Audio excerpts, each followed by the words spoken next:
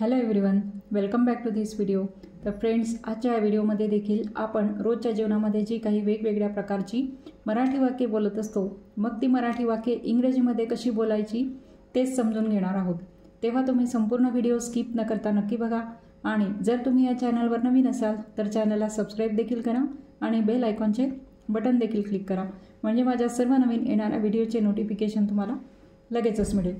तर आता इथे बघा, मी इथे फर्स्ट सेंटेन्स लिहिलेला आहे, आज कडाक्याची थंडी आहे। जेव्हा आपण एखाद्या मराठी वाक्याचे इंग्रजीमध्ये ट्रान्सलेशन करत असतो तेव्हा सर्वात आधी काय करायचं, तर त्या मराठी वाक्याचा काळ तुम्हाला ओळखता यायला पाहिजे, म्हणजेच ते वाक्य कोणत्या काळातलं आहे ते तुम्हाला समजलं पाहिजे। मग त्यासाठी काय करायचं की मराठी वाक्यातलं जे क्रियापद असते, क्रियापद हे नेहमी मराठी वाक्यात शेवटी दिलेलं असते, तर त्या क्रियापदावरून आपल्याला तो काळ समजू शकतो।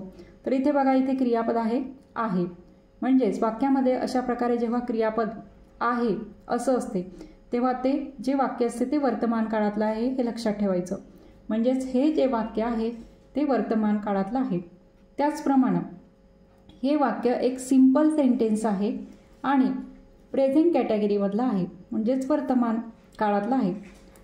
तर अशा वेळेला याची रचना आपण जेव्हा करत असतो तेव्हा आपण एम इज आरचा वापर हा करत असतो, हे लक्षात ठेवायचं। तर सर्वात आधी आपण जेव्हा इंग्रजी वाक्य तयार करतो तेव्हा सुरुवातीला आपण काय घेत असतो, त्या वाक्यातला कर्ता, म्हणजेच त्याला आपण इंग्रजीमध्ये सब्जेक्ट म्हणत असतो। त्यानंतर आपण घेत असतो सहाय्यकारी क्रियापद वर्तमान काळातलं एम किंवा इज किंवा आर, अशा प्रकारे यापैकी योग्य ते क्रियापद आपण कर्त्यानुसार मग वापरत असतो आणि मग सर्वात शेवटी आपण घेत असतो ऑब्जेक्ट। बघा, अशा प्रकारे या वाक्याची इंग्रजीमध्ये रचना येणार आहे। आपण जेव्हा साध्या वर्तमान काळामध्ये एखादं वाक्य तयार करतो तेव्हा आपली रचना कशी असते की कर्ता असतो, त्यानंतर क्रियापदाचे पहिले रूप आपण घेत असतो आणि त्यानंतर ऑब्जेक्ट असतो। परंतु इथे कर्त्याकडून कोणत्याही प्रकारची क्रिया जेव्हा केली जात नाही तेव्हा ते वाक्य प्रेझेंट कॅटेगरीतलं तर असते, पण एक हे सिंपल सेंटेन्स असते। तर अशा वेळेला आपण सहाय्यकारी क्रियापद म्हणून एम इज आरचा वापर हा करत असतो, हे लक्षात ठेवायचं। मग आता इथे बघा, सब्जेक्ट म्हणजेच कर्ता कोणता आहे, आज कडाक्याची थंडी आहे, इथे कर्ता नाही आहे, पण इथे एक हवामानाविषयी सांगितलेलं आहे की आज कडाक्याची थंडी आहे। तर अशा वेळेला आपण कर्ता म्हणून इटचा वापर करत असतो, हे लक्षात ठेवायचं। म्हणून आपण इथे कर्ता म्हणून काय घेणार आहोत, इट। मग इट नंतर आता मग सहाय्यकारी क्रियापद आपल्याला माहितीच आहे की आपण एकवचनी करता आहे तेव्हा आपण इज हे सहाय्यकारी क्रियापद वापरत असतो, म्हणून इट नंतर आपण काय घेणार आहोत, इज। इट इज आहे, काय आहे, कडाक्याची थंडी आहे, आज कडाक्याची थंडी आहे। हा जो राहिलेला भाग आहे तो आपण इट इज नंतर घेणार आहोत। आता कडाक्याची थंडी यासाठी आपण सिव्हिअरली कोल्ड हा शब्द इंग्रजीमध्ये वापरतो, म्हणून आपण इथे घेणार आहोत सिव्हिअरली कोल्ड, म्हणजेच काय, तर कडाक्याची थंडी। आणि एक शब्द राहिलेला आहे तो म्हणजे आज, मग तो शब्द आपण कुठे घेणार आहोत, सर्वात शेवटी। टुडे म्हणजेच काय, आज। इट इज सिव्हिअरली कोल्ड टुडे, म्हणजेच आज कडाक्याची थंडी आहे। अशा प्रकारे मग हे वाक्य इथे इंग्रजीमध्ये ट्रान्सलेट झालेलं आहे। इथे ऑब्जेक्ट नाही आहे, परंतु हे राहिलेले जे वाक्यातील हे शब्द आहेत ते आपण इथे मग इंग्रजीतून लिहिलेले आहेत। इट इज सिव्हिअरली कोल्ड टुडे, म्हणजेच आज कडाक्याची थंडी आहे। आता नेक्स्ट बघा, तुला आमचे घर कसे वाटले। बघा, अशा प्रकारचा प्रश्नसुद्धा आपल्या बोलण्यामध्ये बऱ्याच वेळेला येत असतो। तर आता सर्वात आधी तर मग हा प्रश्न कोणत्या काळातला आहे ते बघायचं। त्यासाठी मी सांगितलं आहे तुम्हाला की तो प्रश्न असो किंवा वाक्य असो, विधानार्थी वाक्य असो, आपण काय करतो की ते क्रियापद बघतो तिथलं। मग इथे क्रियापद आहे वाटले। मग आता आपल्याला इथे काय करायचं आहे की ह्या क्रियापदातलं शेवटचं अक्षर आहे ले, मग ल, ला, ली, ले, लो अशा प्रकारच्या अक्षरांनी जर क्रियापदाच्या शेवट होत असेल किंवा क्रियापदाच्या शेवटी अशा प्रकारे लच्या बाराखडीतील एखादं अक्षर आलेलं असेल, ल, ला, ली, ले, लो यापैकी कोणतंही असो मग ते, तर ते जे वाक्य किंवा प्रश्न काहीही असो ते भूतकाळातलं असते, हे लक्षात ठेवायचं। ले आलेला आहे म्हणजेच हा भूतकाळातला प्रश्न आहे, लक्षात ठेवायचं। त्याचप्रमाणे इथे बघा, प्रश्नार्थक शब्दसुद्धा आलेला आहे कसे। मग कसे हा प्रश्नार्थक शब्द आहे, म्हणजेच हा WH टाईपचा प्रश्न आहे. मग अशा प्रश्नांची सुरुवात कशाने होते? प्रश्नार्थक शब्दाने. मग आता याची रचना लिहिताना आपण काय घेणार आहोत? सुरुवातीला WH वर्ड म्हणजेच काय? त्या प्रश्नार्थक शब्द सुरुवातीला या प्रश्नात येणार आहे. त्यानंतर आपण घेणार आहोत भूतकाळातील सहाय्यकारी क्रियापद. डीड हे भूतकाळामध्ये सहाय्यकारी क्रियापद म्हणून वापरले जाते. त्यानंतर आपण घेणार आहोत सब्जेक्ट म्हणजेच काय? कर्ता. त्यानंतर आपण घेणार आहोत V1 फॉर्म. बघा इथे डीड आलं म्हणून इथे क्रियापदाचे पहिले रूप आलं, नाहीतर भूतकाळात आपण क्रियापदाचे दुसरे रूप वापरतो, परंतु इथे डीड आलेला आहे म्हणून आपण इथे क्रियापदाचे पहिले रूप वापरणार आहोत. त्यानंतर सर्वात शेवटी घ्यायचं असते ऑब्जेक्ट आणि मग शेवटी क्वेश्चन मार्क. प्रश्न असल्यामुळे प्रश्नचिन्ह. आता बघा इथे सर्वात आधी प्रश्नार्थक शब्द कोणता आहे? कसे. कसा, कशी, कसे यासाठी आपण हाऊ हा शब्द वापरतो म्हणून आपण तो सुरुवातीला इथे घेणार आहोत. कशासाठी आपण इंग्रजी शब्द हाऊ वापरतो म्हणून इथे सुरुवातीला प्रश्नार्थक शब्द येणार आहे हाऊ. त्यानंतर आपल्याला घ्यायचं आहे डीड. How did. त्यानंतर आपल्याला कर्ता घ्यायचा आहे. कर्ता काय आहे? तुला. तू किंवा तुला यासाठी म्हणा आपण इंग्रजीमध्ये यू वापरतो म्हणून आपण तो इथे इंग्रजी शब्द वापरणार आहोत. यू. How did you.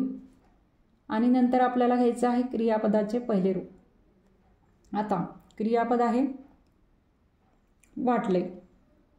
कसे वाटले? मग त्यासाठी आपण लाईक हा शब्द इथे इंग्रजीमधला वापरणार आहोत म्हणून आपण इथे त्याचा पहिलं रूपच घेणार आहोत V1 form. How did you like. नंतर ऑब्जेक्ट काय आहे? काय कसे वाटले? आमचे घर. मग आमचे घर त्यासाठी आपण इथे इंग्रजीत काय वापरणार आहोत? तुम्हाला माहितीच असेल. आमच्यासाठी आपण वापरतो अवर आणि घरासाठी हाऊस आणि शेवटी मग क्वेश्चन मार्क. बघा अशा प्रकारे मग हा प्रश्न इथे इंग्रजीत तयार झालेला आहे. How did you like our house. तुला आमचे घर कसे वाटले? अशा प्रकारे मग हा प्रश्न इथे तयार झालेला आहे. तुम्हाला जर काळातील रचना जर माहिती असली तर तुम्ही कोणत्याही प्रकारचे वाक्य आणि तुम्हाला काळ ओळखता यायला पाहिजे आणि मग त्या काळाची रचना तुम्हाला माहिती असणं गरजेचं आहे. तेव्हा तुम्ही कोणत्याही प्रकारचा प्रश्न असो, विधानार्थी वाक्य असो, नकारार्थी वाक्य असो, कोणतंही असो, तुम्हाला मराठीतील वाक्य हे इंग्रजीमध्ये सहजरित्या मग ट्रान्सलेट करता येईल. आता हे बघा नेक्स्ट बघा. माझ्यासाठी ही मोठी गोष्ट नाही आहे. बघा हे सुद्धा एक विधान आहे, विधानार्थी वाक्य. आता इथे शेवटचा शब्द आहे नाही. मग आहे नाही म्हणजेच हे क्लिअर झालेलं असेल तुम्हाला की हे कोणत्या काळातलं वाक्य? वर्तमान काळातलं. आणि नाही हा शब्द आलेला आहे म्हणजेच हा नकारार्थी वाक्य आहे. नाही असलं म्हणजेच ते जे वाक्य असते ते नकारार्थी असते. आता याची रचना कसा येणार आहे? वर्तमान काळातला आहे आणि नकारार्थी येणार आहे. आता इथे सुद्धा एक सिंपल सेंटेन्स आहे प्रेझेंट कॅटेगरीतलं, त्यामुळे आपण सहाय्यकारी क्रियापद म्हणून एम इज आरचा वापर करणार आहोत. Am is are. आणि नाही असल्यामुळे आपल्याला काय करावं लागणार आहे? नकारार्थी वाक्यात आपण नॉटचा उपयोग करतो, त्यामुळे इथे सुद्धा आपण नॉट वापरणार आहोत. मग याची रचना कशी येणार आहे? तर सर्वात आधी तर आपण घेत असतो कर्ता म्हणजेच सब्जेक्ट. त्यानंतर आपल्याला घ्यायचं आहे एम किंवा इज किंवा आर. त्यानंतर आपल्याला नकारार्थी वाक्य असल्यामुळे आपण सहाय्यकारी क्रियापदानंतर काय वापरत असतो? नॉट वापरत असतो नाहीसाठी. त्यानंतर सर्वात शेवटी आपण काय घेत असतो? ऑब्जेक्ट. शेवटी फुलस्टॉप. बघा सहाय्यकारी क्रियापद घेतलेला आहे, इथे मुख्य क्रियापद नाही आहे, फक्त आपण सहाय्यकारी क्रियापदाचा वापर इथे करत असतो आणि सर्वात शेवटी मग ऑब्जेक्ट घेत असतो. म्हणजे अशा प्रकारे ह्या वाक्याचं इथे रचना येणार आहे. आता सब्जेक्ट म्हणजेच कर्ता काय आहे? आता इथे सुद्धा आता तुम्हाला वाटेल की माझ्यासाठी हा कर्ता आहे. नाही, तर आपण इथे सुद्धा मोठी गोष्ट नाही म्हणजे एका प्रकारची कोणत्या तरी गोष्टीविषयी इथे सांगितलेलं आहे, त्यामुळे इथे सुद्धा आपण कर्ता म्हणून इटचा वापर करणार आहोत, हे लक्षात ठेवायचं. म्हणजेच इथे सब्जेक्ट म्हणून आपण काय घेणार आहोत? इट. आता इट नंतर आपण इज घेत असतो. It is. It is. त्यानंतर आपण घेत असतो आपल्याला घ्यायचं आहे इथे नॉट. It is not. आता इथे इट इज नॉट इथे स्पीकिंग इंग्लिशमध्ये किंवा बोलताना इट इज असं न घेता इट्स घ्यायचं असते. It's not. पण तुम्हाला समजण्यासाठी मी ते फुल फॉर्ममध्ये लिहिलेलं आहे की इट इज नॉट. स्पोकन इंग्लिशमध्ये आपल्याला हे वाक्य इट्स नॉट असं बोलायचं असते. It's not. काय? हे नाही आहे. काय नाही आहे? ही मोठी गोष्ट नाही आहे. मग मोठी गोष्ट यासाठी आपण ए बिग डील असं इंग्रजीमध्ये वापरत असतो. बघा, it's not a big deal, ही मोठी गोष्ट नाही आहे. कोणासाठी? ऑब्जेक्ट काय आहे? माझ्यासाठी. माझ्यासाठी ज्यासाठी आपण वापरतो फॉर मी. बघा, अशा प्रकारे मग हे वाक्य इंग्रजीमध्ये इथे ट्रान्सलेट झालेलं आहे. It's not a big deal for me, माझ्यासाठी ही मोठी गोष्ट नाही. इट इज नॉट असं न म्हणता काय म्हणायचं? It's not a big deal for me, मोठी गोष्ट त्यासाठी आपण हे वापरलेलं आहे बिग डील. आता नेक्स्ट बघा, क्वेश्चन आहे, तुम्ही ऑफिसला कधी जाता? बघा, आता असा प्रश्नसुद्धा आपल्या बोलण्यामध्ये बऱ्याच वेळेला येत असतो. सर्वात आधी तर मग हा प्रश्न कोणत्या काळातला आहे ते तुम्हाला ओळखता आला पाहिजे. त्यासाठी आपण काय करतो? क्रियापद बघायचं. जाता. आता ह्या क्रियापदामध्ये शेवटचं अक्षर आहे ता. मी मागच्या व्हिडिओमध्ये सुद्धा तुम्हाला नेहमीच सांगत असते की क्रियापदाचं शेवटचं अक्षर तच्या बाराखडीतील त, ता, ती, ते, तो असं जर आलेलं असेल, आता इथे हे शेवटचं अक्षर आहे ता, म्हणजेच हा जो प्रश्न आहे तो कोणत्या काळातला असतो? वर्तमान काळातला असतो. म्हणजेच हा जो प्रश्न आहे तो कोणत्या काळातला आहे? वर्तमान काळातला आहे. त्याचप्रमाणे बघा, इथे प्रश्नार्थक शब्दसुद्धा आलेला आहे कधी, म्हणजेच हा WH टाईपचा प्रश्न आहे. म्हणजेच या प्रश्नाची सुरुवात या प्रश्नार्थक शब्दाने होईल. मग आता आधी आपण याचं स्ट्रक्चर लिहून घेऊ. तर त्यासाठी आपण सर्वात आधी काय घेणार आहोत? WH वर्ड म्हणजेच काय? प्रश्नार्थक शब्द. आणि आता हा वर्तमान काळ आहे. वर्तमान काळात आपण सहाय्यकारी क्रियापद म्हणून डू किंवा डजचा वापर करतो. त्यानंतर आपण घेत असतो सब्जेक्ट. सब्जेक्ट म्हणजेच काय? कर्ता मराठीत. त्यानंतर आपण घेत असतो क्रियापदाचे पहिले रूप म्हणजेच V1 फॉर्म. त्यानंतर आपण घेत असतो ऑब्जेक्ट म्हणजेच काय? कर्म. आणि सर्वात शेवटी मग क्वेश्चन मार्क. बघा, अशा प्रकारे मग या प्रश्नाची इंग्रजीमध्ये रचना येणार आहे. मग आता प्रश्नार्थक शब्द कोणता आहे? कधी. आता कधीसाठी आपण इंग्रजीमध्ये व्हेन हा शब्द वापरतो. तुम्हाला इंग्रजीतून जे वेगवेगळे मराठीतले समजा प्रश्नार्थक शब्द असतात त्यासाठी मग इंग्रजीत कोणते शब्द वापरले जातात प्रश्नार्थक ते सुद्धा माहिती असणं गरजेचं आहे. त्याचासुद्धा एक व्हिडिओ मी तयार केलेला आहे. तो व्हिडिओसुद्धा तुम्ही नक्की बघा. त्याची लिंक मी खाली डिस्क्रिप्शन बॉक्समध्ये देणारच आहे की वेगवेगळे जे इंग्रजीतले प्रश्नार्थक शब्द असतात त्याचे मराठी अर्थ काय आहेत अशा प्रकारचा तो व्हिडिओ आहे. तेव्हा तो सुद्धा व्हिडिओ तुम्ही नक्की बघा. बघा, आता मग प्रश्नार्थक शब्द कधीसाठी आपण व्हेन वापरला. आता डू वापरायचं का डज? ते कर्त्यावरून ठरत असते. मग इथे कर्ता आहे तुम्ही. मग तू किंवा तुम्ही यासाठी आपण इंग्रजीत यू वापरतो. यू नंतर आपण डू हे सहाय्यकारी क्रियापद वापरतो. म्हणून आपण व्हेन नंतर काय घेणार आहोत? डू. When do. नंतर कर्ता तुम्ही हा आहे. मग तुम्हीसाठी आपण इथे इंग्रजीमध्ये यू वापरतो. When do you. त्यानंतर सब्जेक्ट घेतला आपण इथे यू. त्यानंतर आता घ्यायचं आहे आपल्याला V1 फॉर्म म्हणजेच क्रियापदाचे पहिले रूप. मग आता क्रियापद कोणतं आहे? या प्रश्नातलं क्रियापद आहे जाता म्हणजे जाणे. मग जाण्यासाठी आपण काय घेतो?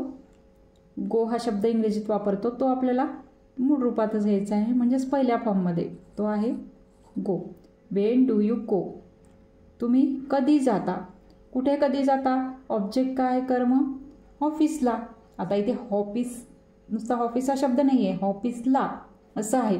म्हणून आपण इथे काय घेणार आहोत? When do you go to the office असं आपण घेणार आहोत. बघा, आणि शेवटी द्यायचं आहे प्रश्नचिन्ह म्हणजेच क्वेश्चन मार्क. अशा प्रकारे मग हा प्रश्न इथे इंग्रजीत तयार झालेला आहे. ही रचना माहिती असली म्हणजेच तुम्हाला सहजरित्या कोणत्याही प्रश्नाचं वाक्याचं इंग्रजीमध्ये इथे ट्रान्सलेशन करता येते. आता बघा नेक्स्ट, तुम्हाला हा व्हिडिओ कसा वाटला? हा प्रश्न तुम्हा सर्वांसाठी आहे की हा जो आजचा हा माझा व्हिडिओ आहे तो तुम्हाला कसा वाटला याचे उत्तर तुम्ही कमेंट बॉक्समध्ये लिहायचे आहे की हा व्हिडिओ तुम्हाला कसा वाटला. मग आता हा सुद्धा जो प्रश्न आहे तो कोणत्या काळातला आहे? बघा, वाटला हे क्रियापद आहे. क्रियापदाचं शेवटचं अक्षर आहे ला म्हणजे ल, ला, ली, ले, लो. लच्या बाराखडीतला आहे म्हणजेच हा प्रश्न आहे भूतकाळातला. मग आता भूतकाळामध्ये या प्रश्नाची रचना कशी येणार आहे ती सर्वात आधी आपण लिहून घेणार आहोत. त्याचप्रमाणे इथे प्रश्नार्थक शब्दसुद्धा आलेला आहे कसा, म्हणजेच प्रश्नार्थक शब्दाने या प्रश्नाची सुरुवात होणार आहे. म्हणजे सुरुवातीला येणार आहे WH वर्ड म्हणजेच प्रश्नार्थक शब्द. त्यानंतर हा भूतकाळातला प्रश्न आहे. त्यामुळे आपण कशाचा वापर करतो? सहाय्यकारी क्रियापद म्हणून डीडचा. भूतकाळातला म्हणजे डीडचा वापर. वर्तमान काळातला म्हणजे डू किंवा डजचा वापर कर्त्यानुसार. हे लक्षात ठेवायचं. दोन्ही प्रश्न कसे आहे? WH टाईपचेच आहे, पण इथे फक्त कशात बदल झालेला आहे? सहाय्यकारी क्रियापदामध्ये. त्यानंतर आपण घेत असतो सब्जेक्ट म्हणजेच काय? तर कर्ता. त्यानंतर आता घेत असतो भूतकाळ जरी असला तरी क्रियापदाचे पहिले रूप, कारण इथे डीड आलेलं आहे म्हणून क्रियापदाचे पहिले रूप. सर्वात शेवटी आपण घेत असतो ऑब्जेक्ट आणि मग शेवटी द्यायचं आहे क्वेश्चन मार्क. आता सर्वात आधी मग प्रश्नार्थक शब्द आहे कसा. कसा, कशी, कसे यासाठी आपण हाऊ हा शब्द वापरतो. म्हणून या प्रश्नाची सुरुवात मग कशाने होणार आहे? हाऊने. हाऊ, नंतर डीड, नंतर घ्यायचं आहे आपल्याला कर्ता. कर्ता आहे तुम्हाला, तू, तुम्ही, तुम्हाला. यासाठी आपण यू वापरतो, इंग्रजी शब्द. म्हणून आपण इथे काय घेणार आहोत? How did you. नंतर घ्यायचं आहे क्रियापदाचे पहिले रूप. तर कसा वाटला, त्यासाठी वरतीसुद्धा आपण अशा प्रकारचा प्रश्न तयार केलेला आहे. त्यासाठी आपण लाईक हा शब्द तिथे वापरलेला आहे. इथे सुद्धा आपण लाईकच वापरणार आहोत. V1 फॉर्ममध्येच तर घेतलेला आहे. How did you like. नंतर ऑब्जेक्ट कोणता आहे? काय कसा वाटला? तर हा व्हिडिओ. मग हा, ही, हे यासाठी आपण धीस वापरतो शब्द इंग्रजीमध्ये. आणि व्हिडिओ VIDEO. नंतर द्यायचं आहे क्वेश्चन मार्क. बघा अशा प्रकारे मग हा प्रश्न इथे इंग्रजीमध्ये तयार झालेला आहे. How did you like this video. तुम्हाला हा व्हिडिओ कसा वाटला? या प्रश्नाचे उत्तर तुम्हाला कमेंट बॉक्समध्ये द्यायचे आहे. ते सुद्धा इंग्लिशमधूनच द्यायचं आहे. तर अशा प्रकारे आजच्या व्हिडिओमध्ये देखील आपण दैनंदिन जीवनातील मराठी वाक्यांचे इंग्रजीमध्ये ट्रान्सलेशन कसे करायचे ते शिकलो. तेव्हा आजचा हा व्हिडिओ तुम्हाला कसा वाटला? हा प्रश्न मी इथे ऑलरेडी विचारलेलाच आहे. त्याचे उत्तर तुम्ही कमेंट बॉक्समध्ये नक्की द्या. आणि व्हिडिओ जर आवडला असेल तर व्हिडिओला नक्की शेअर करा, लाईक करा. आणि तुम्ही जर या चॅनलवर नवीन असाल तर चॅनलला सबस्क्राईब देखील करा. थँक्यू.